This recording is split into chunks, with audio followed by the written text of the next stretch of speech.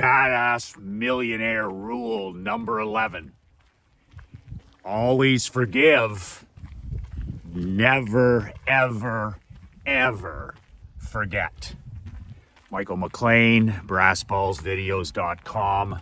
I am an ex-professional hockey coach, ex-amateur team owner, championship team owner and coach, turned 8-figure entrepreneur. I am a husband, a father, and a small business owner just like you. If you would like a free copy of my brand new book, 5 Ways to Unfuck Your Life in the Next 30 Days, you can download a free copy below. The link is in the description, or go to brassballsvideos.com. It's a simple 22-page book that you can print off. You can read it in 20-25 minutes. It's 5 ways that I've used to get my shit together from time to time throughout my life and career. My complimentary free gift to you. When you put in your email, I'll email you the book within 5 minutes.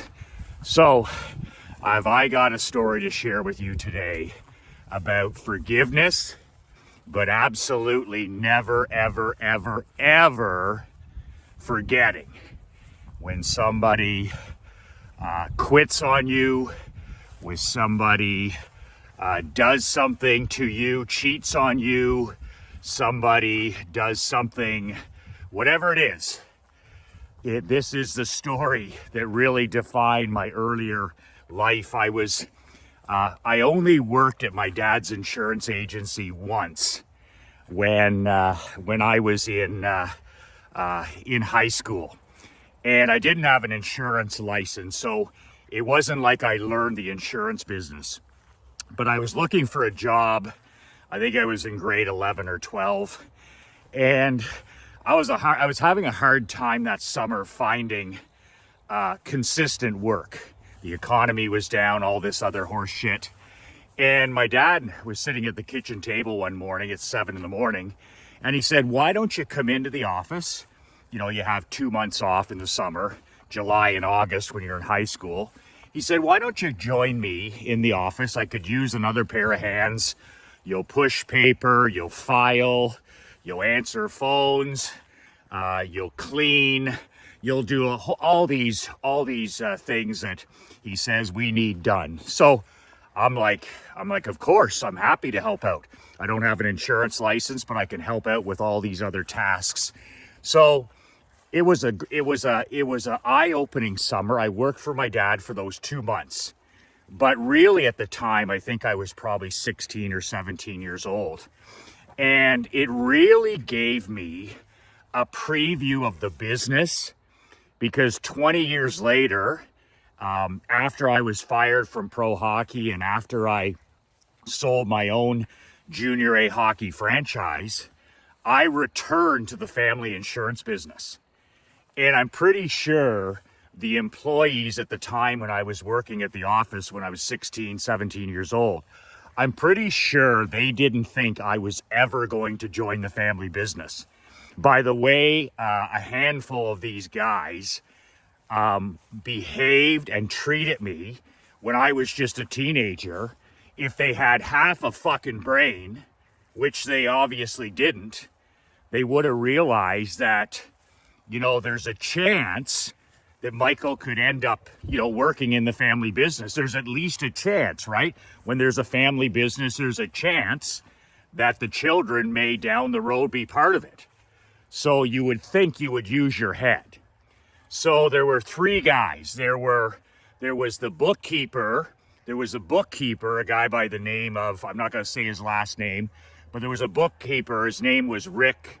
He had worked with my dad since day one, since they started the business with a yellow page, or the yellow pages. And he was the guy who looked after the money, did the books. He was a licensed agent. He sold a little bit of insurance. But this guy was a high-class prick. I mean, I've been around some of the toughest guys in the world, whether it's hockey, whether it's football, whether it's coaches, whether it's players, whether it's Hall of Fame athletes. I grew up in a locker room. I've been around some of the toughest surliest, meanest sons of bitches you could ever imagine. But that's not what I'm talking about here.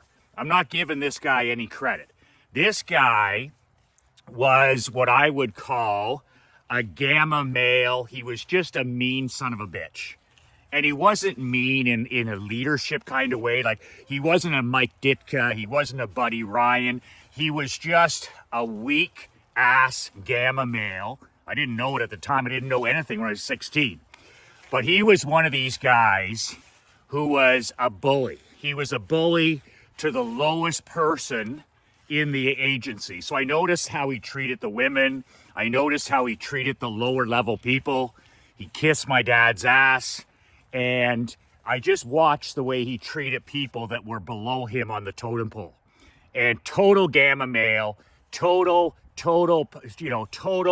unhappy, backstabber, total, you never knew what you were to get from him. He was one of these sarcastic pricks too. And then the other two guys that I red flagged, at 16 were a couple of these pathetic, lazy insurance salesmen. They were the type of guys that would come in, they'd read the sports page, they would, return a few emails, maybe a couple of phone calls. They didn't do fuck all in a day. And they lived off the renewals. They didn't sell anymore, right? These two salesmen had gone lame on my dad. Their biggest accomplishment was filling their face at lunch. And they'd come in, they'd bother the service, they'd bother the service team, they'd bother the receptionist, they'd hang around, and then they'd fuck off to the golf course in the afternoon, so-called selling. And I said to my dad at the time, I said, these guys aren't selling anything. I said, you're paying them renewals. When the policy renewals, they're getting paid. But they sold that policy 11 years ago. They sold that policy 5 years ago. These guys have gone lame on you. But I'm 16 at the time, and I really didn't know anything about business. So I just kept my head down that summer and did my job. I even cleaned the office, cleaning the toilets, vacuuming. I remember emptying the ashtrays. Everybody smoked in the office in those days. Doing the trash, filing every night, answering phones. There wasn't anything that I wouldn't do that was unlicensed. So I was busy, and I did learn a lot about those jobs. But I also learned a lot about people that summer, because, how you do one thing is how you do everything. And as my grandfather said, you're going to meet the same people on the way down as you're going to meet on the way up. And how, it's like Jimmy Johnson with the Dallas Cowboys. He said, how you treat the janitor, how you treat the unpaid assistant, how you treat the receptionist really defines who you are, your character and your integrity, especially when you're given power. Give somebody power, right? So this prick, he was second in command to my dad. And my dad wasn't really aware of this, because my dad assumes that people treat other people with respect. And this guy was just a piece of work. You never knew what you were getting from this gamma male. He got off on treating people like myself poorly, and he would say sarcastic things. He'd say things about my dad. He'd say things about me. He would say things about, he was just an unhappy, passive aggressive, he was a poser. A real poser. He got off on making people as unhappy as he was. And he thought he was pretty special too, because he was second in command, right? He was making decent money. My dad didn't really question him. But here's the part of the story that, that shows that he lacked any intelligence. So we get to the end of the summer, and it's right before Labor Day. It's a Friday before Labor Day. And the insurance agency closes at 5 o'clock, and this is my last day. This is my last day on the job, and he's so happy, right? He wants me the fuck out of there. He doesn't want my sister working there. He doesn't want my brother. He doesn't want me. Someday he probably thinks he's going to buy the agency from my dad. He doesn't want anybody. He wants to make it the most miserable experience for a kid like me, so that I never consider joining my dad. So I'm not a whiner. I'm not a complainer. I don't, you know, like I teach my kid, I mean, I'm not a tattletale. I'm not a fucking rat. I just kept my head down and I worked. So I wasn't in my dad's office like some entitled little child. And I don't whine, I don't complain, I don't make excuses. So I just kept working, but I wasn't in my dad's office. If he asked a question, I'd answer it. But I wasn't in there, you know, tearing down the staff or anything like that. The business was very successful. I just focused on what I could control, and that's what I did for the 2 months. So anyway, we're at like 4:45, and this is my last 15 minutes, my last day on the job. After Labor Day, I go back to high school, and we had this big magnet board in the back, and everybody's name was up on this white magnet board. So David, you know, Doug, Barbara, Catherine, Rick, myself, Michael, and then, you know, and Frank. And when you come into the office, you would put, you know, the magnet, you slide the magnet over, Frank is in. And then if you're leaving the office for any reason, lunch or to deliver a policy, you know, Frank is out. And I think there was a thing there when you're returning. You know, Doug will be back at 3. And that way the receptionist who's taking the phone calls is like, well, he'll be returning at 3 o'clock, you know, long before the internet and all these other tools that we have. So my name was up on that magnet board for 2 months. And of course, Rick's in charge of all this, right? He's the guy he's the second in command. He's the COO or whatever. So anyways, it's like 4:45, 15 minutes left, my last day, and we're not busy. We're all sitting in the back. There's no clients in the office. And he's sitting there and he's talking about his stupid fucking stories and, you know, what he's going to do that weekend, as if anybody gives a shit. And then he stands up and he says, well, time to take Michael's name down. Time to take Michael's name down. You don't work here anymore. Think of the stupidity of taking the presidents, the owners, anybody like that down, and mocking and making a joke of it in front of everybody else, right? And once again, I've got experience as a tennis player, as a hockey player. I grew up in locker rooms. There's nothing he can say that upsets me, because I've always had alligator skin. I've always had rhinoceros skin.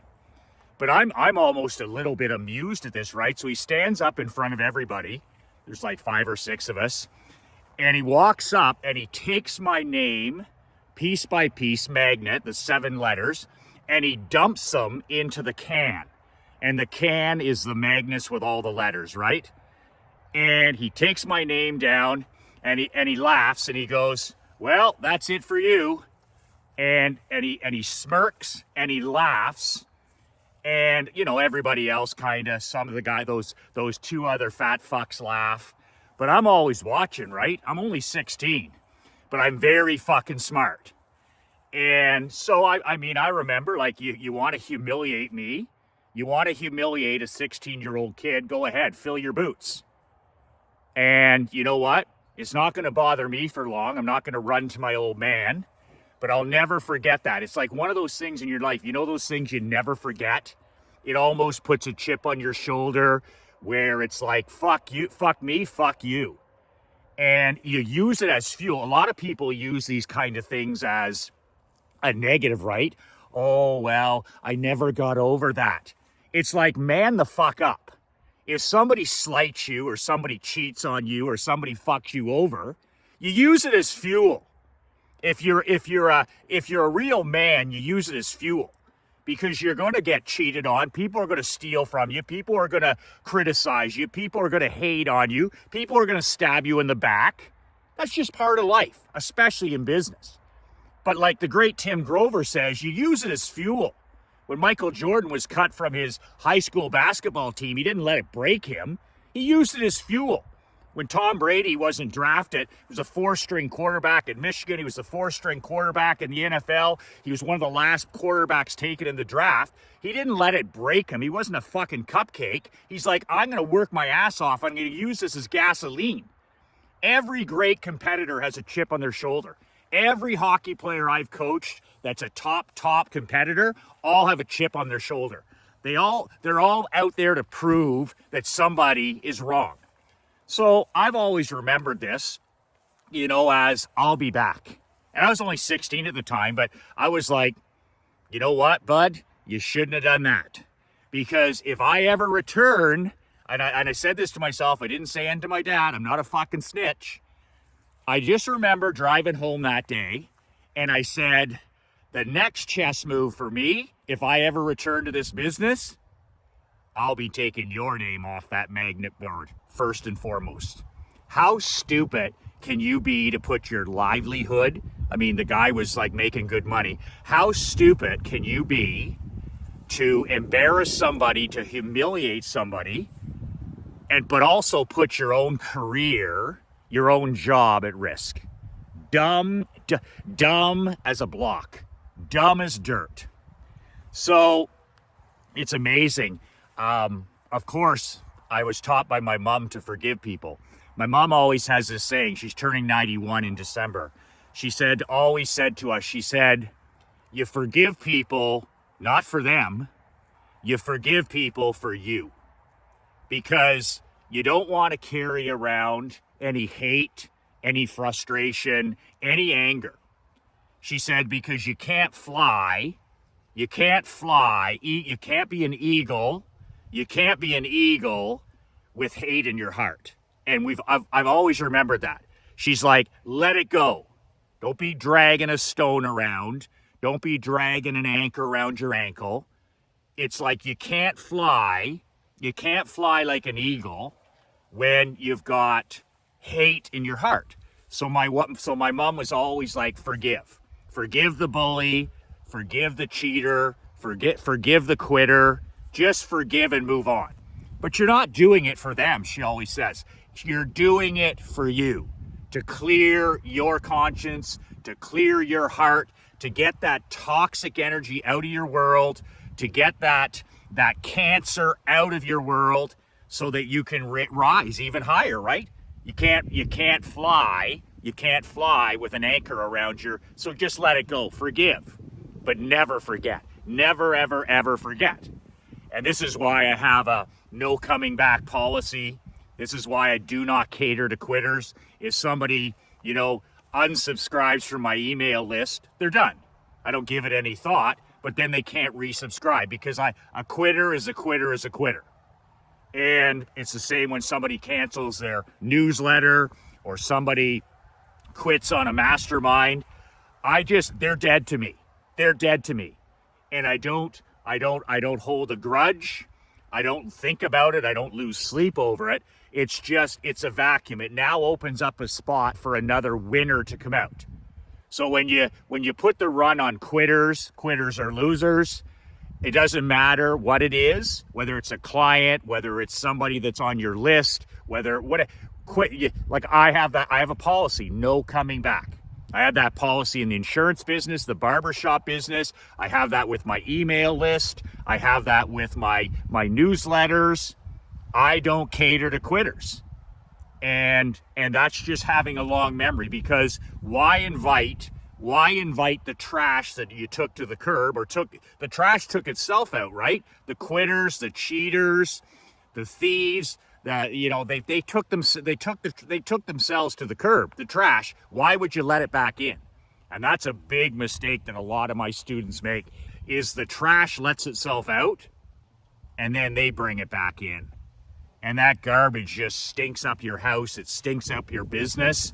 So when the trash lets itself out, one of my rules is don't bring the trash back into your home or your life or your business. So like my mom said, forgive for you, but never forget. So I'm going to fast forward to you and think about this. So I joined my dad's firm 20 years after the fact. So I worked there as a 16-year-old. This guy treated me like shit. He mocked me, he embarrassed me, but I did my job. Long memory. I forgave him a long time ago. I saw him for what he was, but oh my goodness, Michael's been in the hockey business. He's going to have nothing to do with the insurance business. Boom. I'm going to join my dad. I'm going to work there for a year. I'm going to see if I like the business. I'm going to do every job from the front door to the back door. And all of a sudden, look who's back, the prodigal son. And this guy, I mean, he's only in his 50s. He's still got to work another 20 years. But Michael's on the scene. So I worked that year with my dad. That was the agreement. Front door to the back door. Do every job in the place. If you like it, we'll sit down after a year and we'll talk about a buy-sell agreement. And if you don't like it, you can go back to coaching hockey. So once again, I go through that year, and now, I'm in my 30s, and I've been around, right? I've coached pro hockey, I've coached junior hockey, I've run my own programs. I've made some good money, and I got my act together. And all of a sudden, this prick, he's still the same prick he was 20 years ago. He's still, bullying the lower level people. He's still making people feel bad about themselves. He's still the same pretentious asshole. You never know what you're getting. He's the same gamma male. I mean, people don't change, right? And he's still the passive aggressive, backstabbing, bitter man that he was. And then we got those two fatso pretend salesmen still working there with mayonnaise and mustard down the front of their dress shirt. Still just mailing it in, phoning it in. So I worked there for a year and I take notes. But this time I'm going to be king. I'm going to be king in a year. I'm going to be in charge when I buy this place for my dad. So I worked there for a year. I bust my ass. I take the abuse. I watch. I learn. These salesmen are trying to buddy up to me now because they know what's coming. Oh, Michael, this is so great, and we can't wait till you take over, and we hope you buy the business, and Frank can retire, but not the other guy, the bookkeeper. He's still the same self-righteous prick. He doesn't have the smarts to try and repair the relationship with me. So I'll never forget it. The year comes, my dad and I hammer out a buy-sell agreement. I'm going to buy the business. It's going to take me 10 years to buy it. My dad didn't give me any breaks, charge me interest, 4% interest. I'm going to have to pay 25 grand a month for 10 years. Like, this is a massive, massive play. And I'm like, I'm going to live simple for 10 years. I'm going to bust my ass. I'm going to live as humbly as I can. And I'm going to get this son of a bitch paid for. But I got my notes now. I got my battle plan ready, right? So the day I take over, I'm ready to make the changes and improvements I need. And I've been taking notes for a year. I've literally actually been taking notes for 20 years, but they don't know it. So through this, I made a guy I made a friendship with is the top trial lawyer, the top criminal trial lawyer. I don't know. It was just pure luck that we became friends. His name was Richard Brisato. I met him down one time at a charity golf tournament. And and we became not friends, but he respected me as a young guy who had some ambition. And he always said to me, he said, Michael, he goes, he says, I'm booked for years to come. But he said, if you ever need me, he said, here's my private number. He says, you can call me. He says, and I'll help you out. If you're ever in a legal situation, this is the top guy in the country, Richard Brisato. The guy, like, when he walked into a room, I kind of laughed. We used to watch Boston Legal, and Denny Crane, the character, was on there. And I was like, that's Brisato. That's exactly it. Larger than life, the $4,000 suits, the shades on in the courtroom. I mean, talk about presence, talk about confidence, talk about, in control. So the real life Denny Crane. So when I take over on day one, I'm like, I'm going to fire these fuckers the first day. I'm going to get rid of those fat fucks. I'm going to get rid of that payroll. I need that money. This guy's making, and this is back in the day, that guy's making like 55 grand to do the fucking books. and those salesmen are making $50,000 each in commission on renewals, not selling jack shit. I'm like, that's $150,000 that I can take off the books. I cannot replace those 2 salesmen, and I can fire that COO and just get a bookkeeper. We're just a small business, and that's $150,000 that I can put towards paying my pop. So I phone up Richard Basato and I said, listen, I want to fire these 3 guys, and I'm taking over my dad's business. And he's excited. He's like, good for you, Michael. He says, you'll do very well. And I said, I just don't want to get sued by these guys for whatever. And he's like, I got it. He says, don't worry, one thing. He says, employee law. He says, that's one of my specialties. He says, all you have to do is tell me the time and the place. And he says, I'll make this happen for you instantly. So later that week, I think it was like my 3rd or 4th day as owner. And he says, I'll meet you at your agency at 5 p.m. At 5 p.m. And I mean, this is the Wild West. This is the Hatfields and McCoys. I thrive in this kind of stuff. Forgive, but never forget. So anyway, here's the plan. He's going to be there in my office, and he's going to call in each of these people, because I said to them during the day, I need to meet with you at 5. I need to meet with you at 5:15. I need to meet with you at 5:30. So these fuckers are on guard all day, right? They're wondering, what's up. So Basato shows up at 5 p.m. He's got the $1,000. He never took his sunglasses off the whole time. He's got the Armani suits. He comes into my office and he said, Michael, just bring those guys in one at a time. He said it won't take more than 2 to 3 minutes each. And he says, I have the form here for them to sign.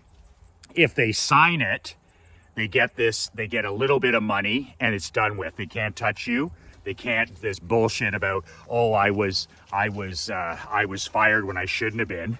And he said, if they don't, he says they don't get the bonus. And he goes, we'll take this into the Stone Age with these guys. And they have no money, right? So he's going to, even if they win, they'll lose, is what he said. So anyways, I call the first guy in, the salesman, walk in, you're done. Here's the form. This pays you a week for every year. If you sign this now, here's the check. If not, we're going to court. Boom, the guy signs it. Clean out your desk, you're done. He walks out. Well, the other guy's waiting outside, right? So boom, he walks in, second salesman. You're fired. You're terminated. This is a week for every year you've been here. If you sign this now, here's the check. If not, we're going to court. That guy actually didn't sign it. And he ended up representing himself in court, and he got half of what he normally would have for each year. Like just block stupid. And then my favorite part, because revenge is a dish best served cold. 20 years waiting. And in walks Rick, and he's still cocky, not confident, cocky, and what's this all about? And he looks at Basato and he says, who are you? And Basato said, you should be more concerned about, he said, who this is. And he points to me. And I said, you're done. I said, I'm terminating your employment right now.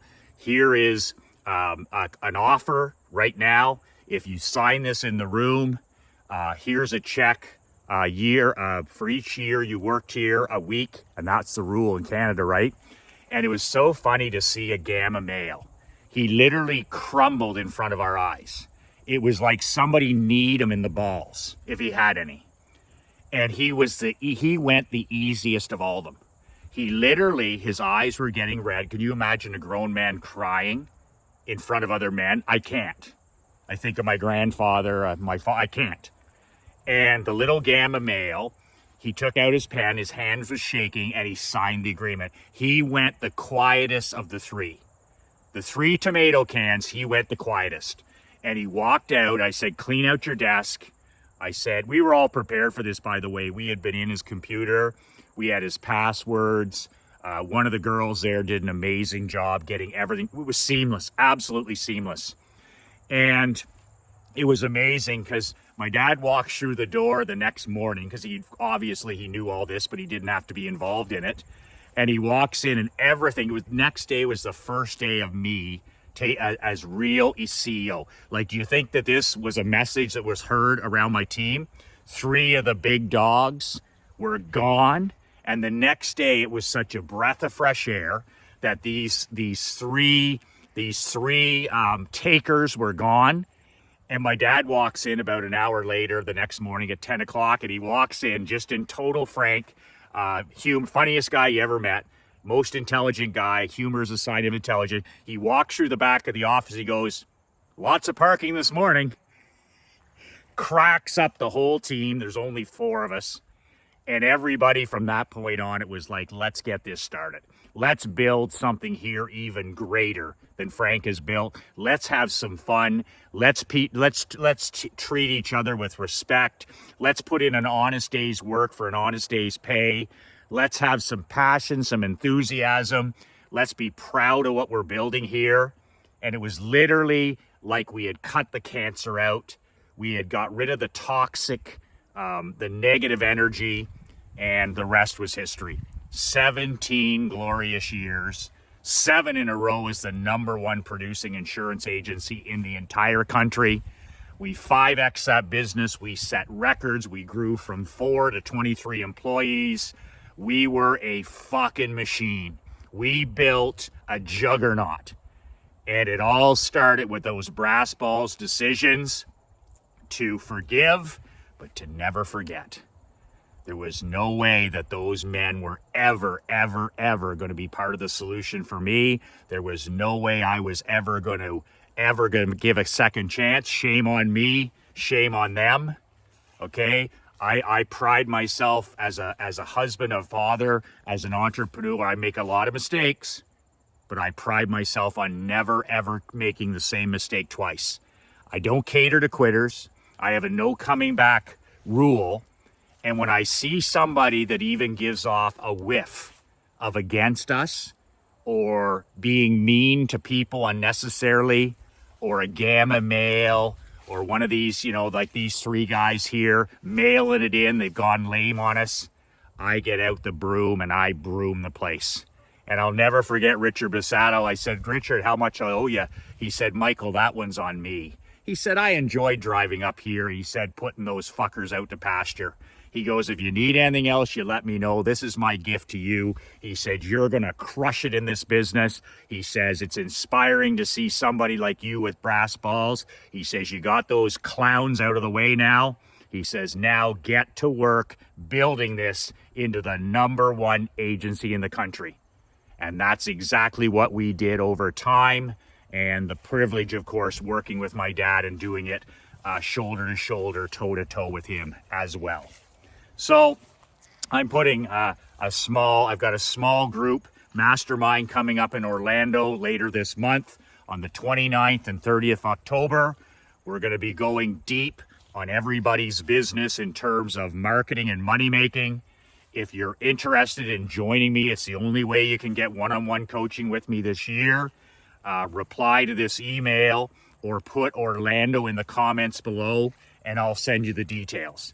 It's a 2-day closed event. We have guest speakers, your breakfast, your lunch. I'm doing a couple of special presentations. But if you're interested in joining me in Orlando, the 29th and 30th of this month, it's $2,500. That's a steal. If you're looking to kick ass and get some momentum heading into a brand new year, maybe you're in a bit of a slump, maybe you've plateaued a bit, maybe you just need a kick in the pants. These 2 days in Orlando can help you do that. If you're interested, reply, subject line Orlando. If you're on YouTube here, just in the comments below, put Orlando, and I'll get you the detail. I only have 2 open seats around the table, but if you're interested in getting things rocking and rolling for the new year, this is the way to do it. Iron sharpens iron, getting around other elite, driven, and generous men. you can reply to the email or comment below. 2 words that changed my life: forgive for you, never, ever, ever forget. 2 words that changed my life, 2 words that can change yours. Be relentless.